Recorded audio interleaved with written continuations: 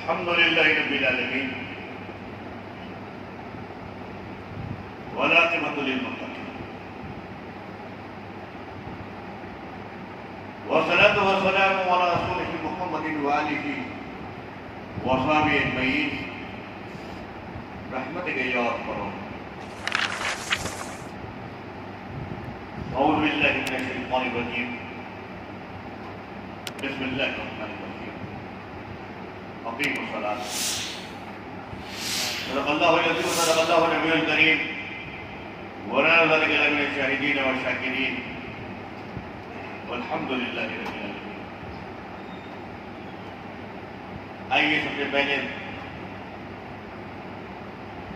मैं कुछ कहूँ, आप कुछ सुने।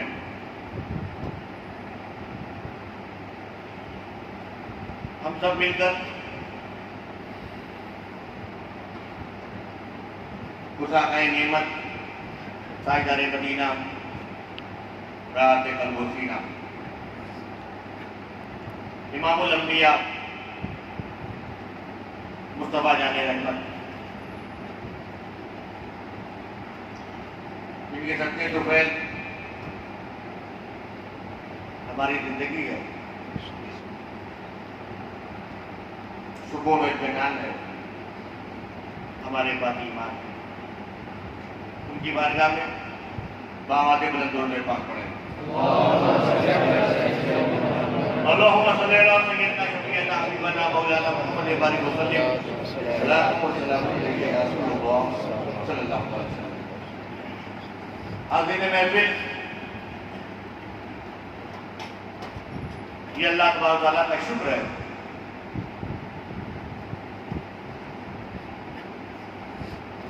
कि हम और आप यौमुल जुमा में नमाज जुमा के लिए खुदा के घर में है। घर भी उसका है, तौफीक भी उसकी है और इबादत भी उसी की करनी है।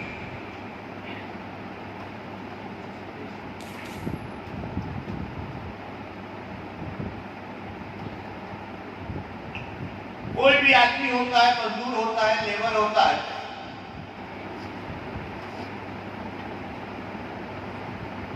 जब वो दिन भर मजदूरी करता है, मेहनत करता है, मशक्कत उठाता है, तकलीफें उठाता है, जब सब कुछ कर लेता है तो जिसका काम करता है वो बाद में उसको मजदूरी भी देता है।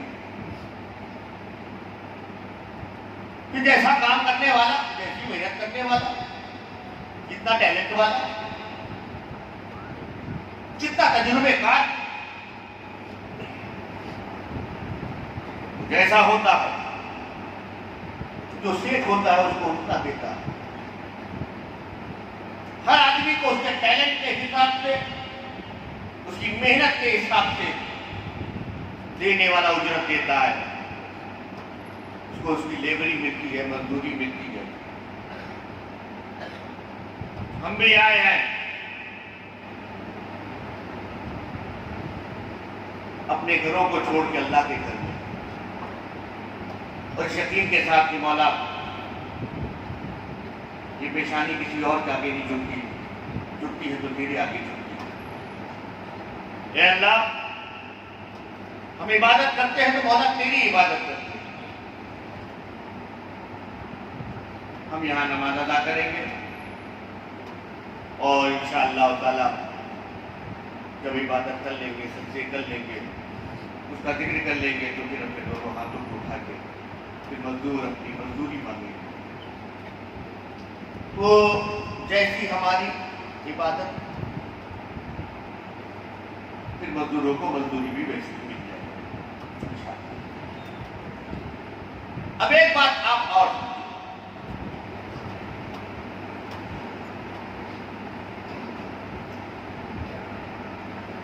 आप ये जानते हो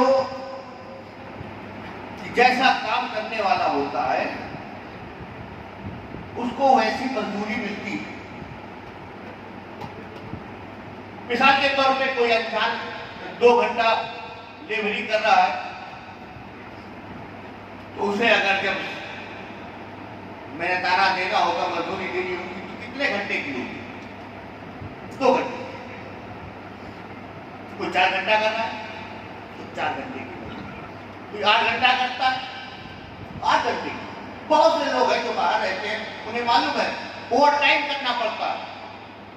ओवर टाइम इसलिए होते हैं ताकि ओवर टाइम करेंगे तो फिर ज्यादा सैलरी आएगी। जितनी ज्यादा मेहनत उतनी ज्यादा आपको उजरत मिलेगी। ठीक है, आप इसको ऐसे समझो, ये अल्लाह का घर है, यहां 5 टाइम नमाज होती है। यहां खुदा की इबादत होती है, लोग इबादत करने आते हैं। तो जोहर भी यहाँ पढ़ी जाती है, असर भी पढ़ी जाती है, मगरिब भी पढ़ाई जाती है, ईशा भी पढ़ाई जाती है, फजर भी। ठीक है ना? मगर आप जोहर पढ़ना चाहें तो अपने घर में भी पढ़ सकते हैं, असर पढ़ना चाहें तो अपने घर में भी पढ़ सकते हैं, और मगरिब, ईशा और फजर भी आप अपने घर में पढ़ सकते हैं। मगर फर्क क्या? अल्लाह की इबादत तो हमारे घर में भी हो सकती है। हमारे उलमा कहेंगे ठीक है, बिल्कुल पढ़ सकते हो, कोई वो नहीं है। मगर फर्क है, क्या फर्क है? फर्क ये है कि अपने घर में पढ़ोगे तो 1, अल्लाह के घर में पढ़ोगे तो 27 गुना। तुम्हारे घर में, अल्लाह के घर में ये डिफरेंस है। अच्छा, आप अपने घर में जब नमाज पढ़ते हैं, आप जानते हो आप ये अल्लाह के घर में है, रुख किधर है हमारा? काबा शरीफ की तरफ। अपने घर में भी किधर रुख होगा? काबा शरीफ, रुख एक है। अल्लाह के घर में भी नियत हम ही करते हैं, अपने घर में भी करते हैं। तकबीर तहरीमा के लिए दोनों हाथों को हमें यहां भी उठाना है, वहां भी उठाना है। सना वहां भी पढ़नी है, यहां भी पढ़नी है। फर्क बस इतना है, सना पढ़ने के बाद हम चुप अल्लाह के घर में। अब एक ही आवाज है जो मुसल्ले पे इमाम है, और जितने भी उसके पीछे पढ़ने वाले हैं वो सब खामोश हैं। अब उसी की आवाज पे रुकू भी होगा, उसी की आवाज पे सजदा भी होगा। वही सूरह फातिहा भी पढ़ेगा, वही सूरत भी मिलाएगा, वही आयतों की तिलावत करेगा। अपने घर में सूरह फातिहा हम पढ़ रहे हैं, अपने घर में सूरत हम मिला रहे हैं, अपने घर में आयतों की तिलावत हम कर रहे हैं। यानी अपने घर में ज्यादा काम है। काबे की तरफ तो रुख करना ही है, नियत तो करनी ही है, दोनों हाथों को उठाना ही है, सना पढ़नी है। मगर उसके बाद सूरह फातिहा भी हम ही को पढ़ना, सूरत भी हम ही को मिलानी है, आयतों की तिलावत हम ही को करनी है अपने घर में। अल्लाह के घर में चुप। जब भी होना तो ये चाहिए था कि जब ज्यादा पढ़े तो ज्यादा सवाब, कम पढ़े तो कम सवाब। मिसाल के तौर पर आप हमारे उलमाए किराम से पूछिए कि हजरत कुरान शरीफ पढ़ना कैसा है? सवाब है माशाअल्लाह। अगर हजरत देख के पढ़े तो कहेंगे ज्यादा सवाब है। कहा क्यों? कहा पढ़ने का सवाब, और कुरान खोल के पढ़ रहे तो सीखने का भी सवाब। कहा हजरत अगर उंगली रख के पढ़े तब तो कहना और ज्यादा सवाब, क्योंकि अभी तक तो सिर्फ पढ़ने का सवाब था, देखने का सवाब था, अब छूने का भी सवाब। तो काम बढ़ता गया, सवाब बढ़ता गया। मगर यहाँ ऐसा नहीं है, यहाँ काम कम हो रहा है, सवाब ज्यादा हो रहा है। तो परवरदिगार होना तो ये चाहिए था कि हम अपने घर में जब नमाज पढ़ रहे हैं तो सूरह फातिहा हमने पढ़ी, सूरत की तिलावत हमने की, आयतों की तिलावत हमने की, तो हमको हमारे घर में ज्यादा देता।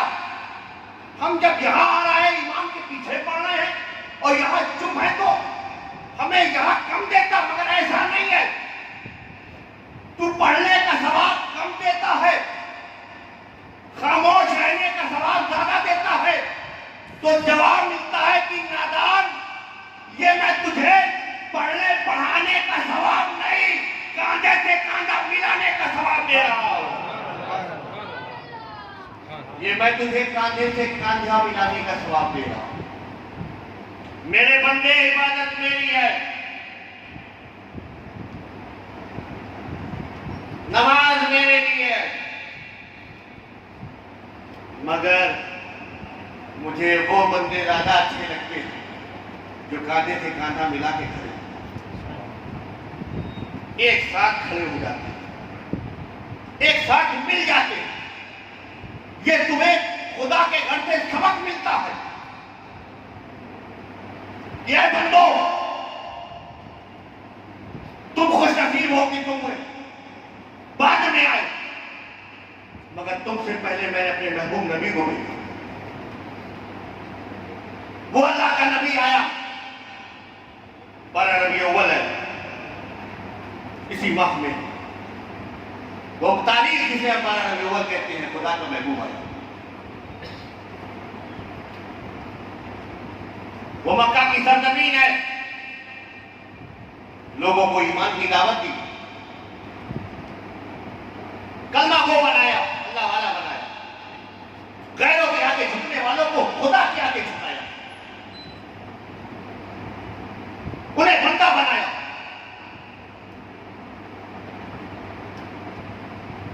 मगर जालिम तो जालिम होता है, अत्याचारी तो अत्याचारी होता है। जहां उन्हें इंसान बनाया जा रहा था, सच्चा पक्का मुसलमान बनाया जा रहा था, वहीं दूसरे लोगों ने अपनी इंसानियत को खो के जालिम बन के सामने आ गए। वो महबूब नबी जो वजह तख्लीक़े कायनात, जिसके लिए अल्लाह ने पूरी कायनात को बनाया, उन्हीं के खिलाफ साजिशें करने लगे, राहों पे कांटे बिछाने लगे। सरकारे दो आलम गुजरते थे तो उन पर कूड़ा फेंकते, सजदे में हो तो उजड़ी फेंकते, न जाने कैसे कैसे मंसूबे बनाए गए। मगर वो लोग कैसे चाहने वाले थे नबी के, कैसे गुलाम थे। गरम गरम रेतों पे खरीदे गए, सीने में पत्थर रख के दागा गया, गरम गरम सरिया को उनकी आंखों में, सीनों में दागा गया। मगर जो जमात अल्लाह के रसूल ने बनाई थी, हर जुल्म सितम परेशानी और न जाने कैसे कैसे लोग आए। किसी को कहा कि अगर तुम उन्हें छोड़ो तो गुलामी से आजाद हो जाओगे, किसी ने कहा गया कि अगर तुम उनको छोड़ते हो तो हमारे साथ कारोबार में सेट हो जाओगे। हर तरह के वादे किए गए, हर तरह की लालच दी गई, मगर वो जमात रसूल पाक की थी। उन्होंने गुलाम रहना तो बर्दाश्त किया, जुल्म की सहना तो बर्दाश्त किया, हर परेशानी और तकलीफों को उठाना तो बर्दाश्त किया, मगर जमात से अलग होना बर्दाश्त नहीं किया। मक्का में रहते रहे हाल ये हुआ कि शहर मक्का को छोड़कर एक दूसरी वादी में रहना पड़ा। पेट पे पत्थर बांधना हुआ तो बांधा, मगर जमात से अलग नहीं। भूखे रहे, तकलीफें उठा रहे हैं, परेशानियां उठा रहे हैं, मगर एक साथ है। इंतहा ये हुई कि वो नबी के चाहने वाले, वो नबी के सच्चे गुलाम, उन्हें अपना शहर छोड़ना पड़ा। वो मक्का जहां वो पैदा हुए, जहां वो रहे, जहां उनका बिजनेस, जहां उनका कारोबार, जहां उनकी जिंदगी गुजरी, चाहते तो वहां अलग अलग हो जाते कि हमने तो कलमा पढ़ लिया, ठीक है, हम नबी के मानने वाले हैं तो ठीक है, मगर वो मदीने जा रहे हैं, कोई बात नहीं, ये उनका प्लान है, उनकी सोच है। हमारे रिश्तेदार यही है, हमारा कारोबार यही है, हमारा फायदा यही है, हमारा बिजनेस यही है। नहीं, हम कारोबार छोड़ना तो बर्दाश्त करेंगे, अपने फायदे तो छोड़ना बर्दाश्त करेंगे, हमें अपने घर भी छोड़ना हो तो बर्दाश्त करेंगे, मगर जमात छोड़ना बर्दाश्त नहीं करेंगे। वो लोग मक्का छोड़ के मदीना आ गए, वहां एक और जमात थी जिसे हम अंसार कहते हैं। वो जमात वहां खड़ी इस्तकबाल कर रही है और पुकार पुकार के कह रही है, तलाल बदरू अलैना, तलाल बदरू अलैना, तलाल बदरू अलैना। अल्लाह के नबी तशरीफ आए, वो खुदा का महबूब है। जब मक्के से मदीना आए, क्या सबक दे रहे हैं? लोगों, तुम मदीने वाले हो। ये जो लोग आए हैं ना, ये अपने घरों को छोड़ के, अपने मकानों को छोड़कर आए, अपना शहर छोड़कर आए, ये हिजरत करके आए, मुहाजिर हैं। तुम मदीने वाले हो, तुम अंसार हो, तुम इनकी हेल्प करो, इनकी मदद करो। अब कौन है जो इनको अपने घरों में रखेगा? कौन है जो इन भूखों को खाना खिलाएगा? कौन है जो इन मुसाफिरों को छत देगा? मगर वो लोग जमात वाले थे, उन्होंने जमात कायम की। हर मुहाजिर अंसार मिल गया, आपस में सब भाई भाई हो गए, और फिर दीन फैला। बद्र का मैदान आया, तादाद वाले नहीं थे, अक्सरियत नहीं थी, इतने लोग नहीं थे मुसलमान। तारीख के पन्ने खोलो तो मालूम होगा 313 थे, और बद्र के मैदान में खड़े हुए। तो नतीजा क्या है? नतीजा कामयाबी है। वजह क्या है? मुत्तहिद है। उहद का मैदान आया, गैर और तादाद में आए, जंग हुई, उसमें न जाने कितने मुसलमान शहीद हुए, मगर नतीजा कामयाबी है। वजह मुत्तहिद है। जंगे खंदक के औरात खोलो और तारीख इस्लाम को पढ़ो, और लाकर आए, जंग हुई, नतीजा कामयाबी है, वजह मुत्तहिद है। जब जब मुसलमान मुत्तहिद रहा, में तादाद से मतलब नहीं। हमने कभी अक्सरियत में बात नहीं की है। इस्लाम अक्सरियत की बात करता ही नहीं, इस्लाम बात करता है इत्तेहाद की, इत्तेफाक की। और पूरी तारीख उठा के देख लो, हम आज जिस हालात से गुजर रहे हैं, जिन परेशानियों और तकलीफों से गुजर रहे हैं, हम अपने अपने घरों में रहकर अपनी जिंदगियां बसर कर रहे हैं। और कभी पढ़ना होता है तो हम सलातो सलाम पढ़ लेते हैं, कभी पढ़ना होता है तो नाते पाक पढ़ लेते हैं। अरे अल्लाह की रसूल की बारगाह में नाते पाक पढ़ने वालों, जिस कौम का हाल हमने किया है, ये कभी इसके नाम पर, कभी उसके नाम पर, कभी इसके नाम पे जो झगड़े कर रखे, कभी रसूल पाक की बारगाह में खड़े होकर कभी तो जवाब मिलेगा, ऐ लोगों ये क्या किया तुमने? इस जमात के खातिर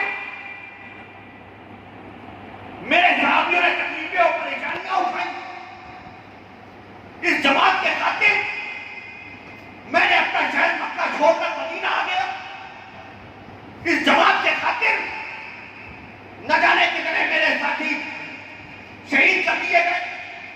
अरे इस जमात के खातिर मेरा नवासा करबला के मैदान में आ गया। अली अकबर की जवानी कैदी हुई थी, अली असगर का बचपना छीना गया तो छीना गया, हजरत कासिम की निशानी हजरत हसन को मिटाया गया तो मिटवा दिया, हजरत औलो मोहम्मद शहीद हुए तो हुए। वो नबी का नवासा सजदे में और संगत से जुदा हो गया। जमात को मतलब वो 72 थे, मगर मुत्तहिद थे, आपस में इत्तेहाद इत्तेफाक था। आज हमारी कौम को इसी चीज की जरूरत है।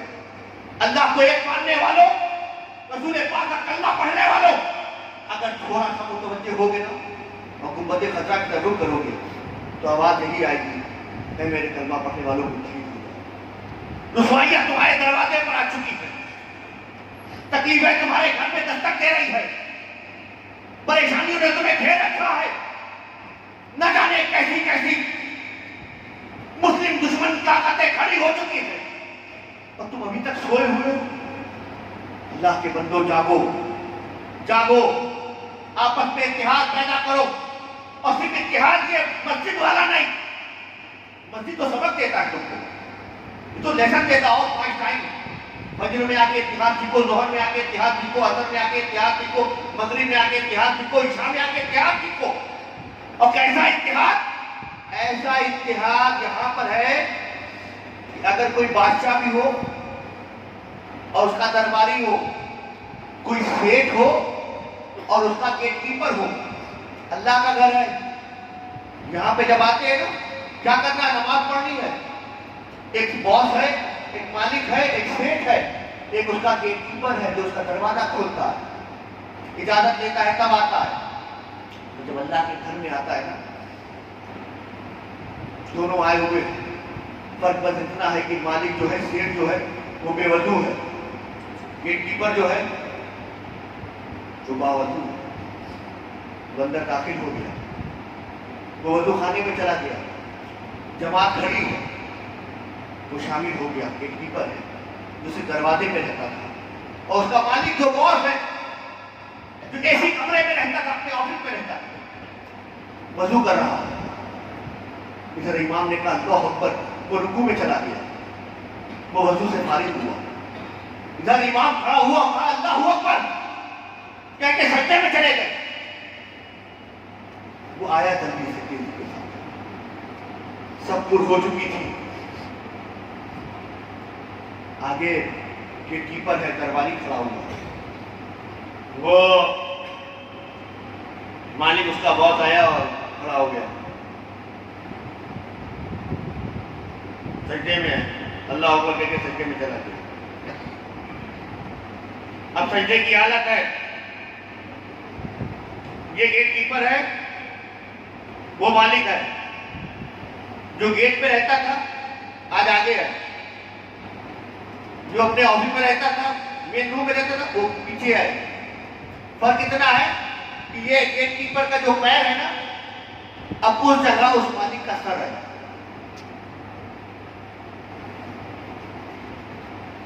पूरा सिस्टम चेंज।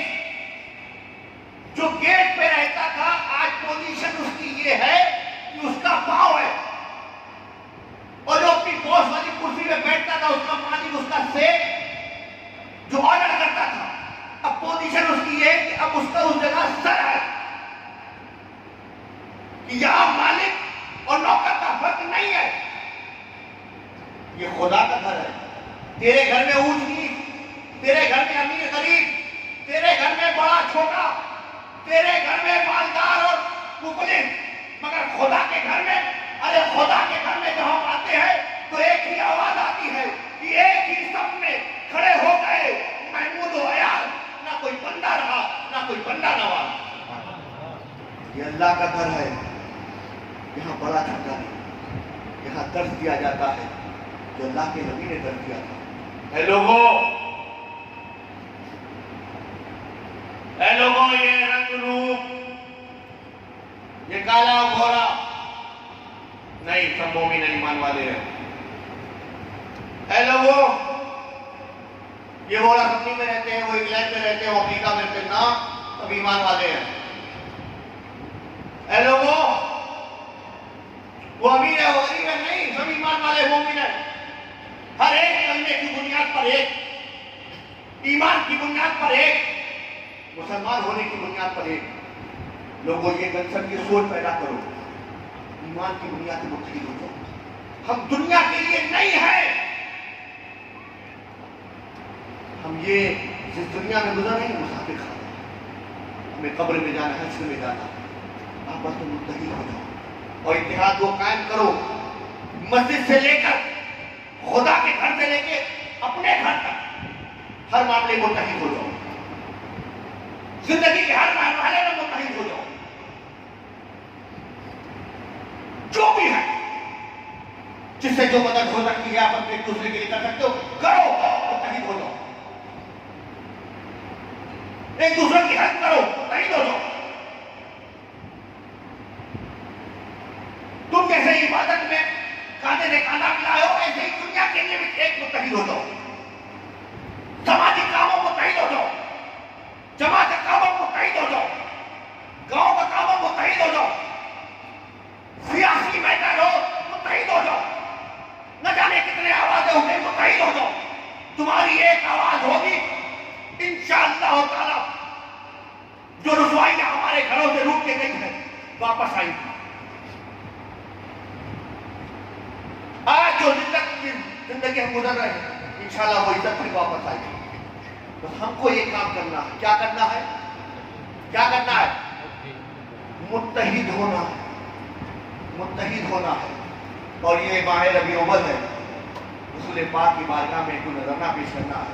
तो ये कि हमने आपसे सारे दिल से गिले शिकवे निकाल दिए, अपने दिलों से जो नफरतें थी मिटा दी, आपस में जो भी दूरियां थी खत्म कर दी। और या रसूल अल्लाह, दीन के नाम पर, ईमान के नाम पर, इस्लाम के नाम पर, मुसलमान के नाम पर हम एक खड़े हो गए और आपकी बारगाह में नजराना पेश कर रहे हैं। मेरे दोस्तों, बुजुर्गों, साथियों, मैं अपनी बात को शेर से खत्म करता हूं और इन अशार को आप बांट लीजिए। अगर मेरे ये अशार आपके ज़हनों में उतर आए, इंशाअल्लाह हमारा माजी भी इससे जुड़ा हुआ है, हमारा हाल भी इससे जुड़ा हुआ है। और अगर हमने इसको मान लिया और इसे गार्ड मान ली ना, तो हमारा मुस्तकबिल इससे जुड़ा हुआ है। कहने वाले ने क्या खूब कहा कि अब फकत शोर मचाने से नहीं कुछ होगा, अब फकत शोर मचाने से नहीं कुछ होगा, अब सिर्फ होठों को हिलाने से नहीं कुछ होगा। जिंदगी के लिए बेमौत ही मरते क्यों हो? साहिबे ईमा हो तो शैतान से डरते क्यों हो? खुद को पहचानो कि तुम लोग वफा वाले हो, मुस्तफा वाले हो, मोमिन हो, खुदा वाले हो। अरे कुफ्र दम तोड़ दे टूटी हुई शमशीर के साथ, तुम निकल आओ अगर नारे तकबीर के साथ। अपने इस्लाम की तारीख उलट कर देखो, अपना गुजरा हुआ हर दौर पलट कर देखो। तुम पहाड़ों का जिक्र क्या किया करते थे, तुम दरियाओं का रुख मोड़ किया करते थे। तुमने खैबर को उखाड़ा था, तुम्हें याद नहीं? तुमने बातिल को पिछाड़ा था, तुम्हें याद नहीं? क्या तुम्हें याद नहीं? जुल्म मिटाने के लिए, अमन और इंसाफ के गुच्छों को खिलाने के लिए फिरते रहते थे शब और रोज बयाबानों में, जिंदगी काट दिया करते थे मैदानों में। रह के महलों में हर एक आयत हक भूल गए, रह के महलों में हर एक आयत हक भूल गए, ऐशो शिरक में पैगंबर का सबक भूल गए। सारे गम, सारे गिले शिकवे भुला कर उठो, सारे गम, सारे गिले शिकवे भुला कर उठो। दुश्मनी आपस में जो भी है मिटा कर उठो।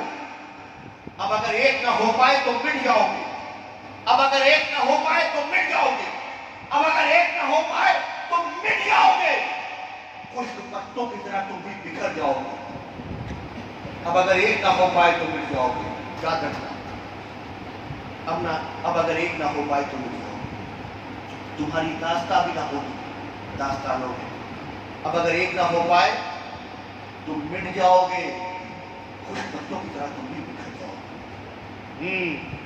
अब भी समझो, अब भी समझो, अब भी समझो तो वो दौर पलट सकता है। अब भी समझो तो वो दौर पलट सकता है। दुश्मने दी का शिरादा बिखर सकता है। अब भी समझो तो वो दौर पलट सकता है। दुश्मने दी का शिरादा बिखर सकता है। अरे हक परस्तों के फसानों में कहीं बात नहीं और तुमसे टकराए जमाने की औकात नहीं। हक परस्तों के फसानों में कहीं बात नहीं, तुमसे टकराए ये जमाने की औकात नहीं। अल्लाह करीम कौम मुस्लिम पे फजल फरमाए, करम फरमाए। मौला करीम तमाम उम्मत मुस्लिमा को समझ अता करे, इन्हें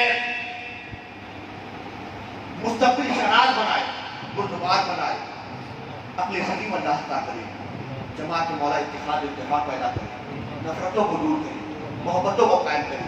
हर एक मुसलमान कांधे में कांधा मिला के खड़ा होता है। हमारे दिलों में लोगों का दर्द समझने की और उसका एहसास अल्लाह अता करे। एक दूसरों के साथ जुड़ने की मौला हमें तौफीक दी और हर एक मैदान में, हर एक फील्ड में हमें क्या करना चाहिए मौला हमें समझ आना चाहिए। परवरदिगार आलम को फजल फरमा, मौला तो करम फरमा, व हमारी नज़र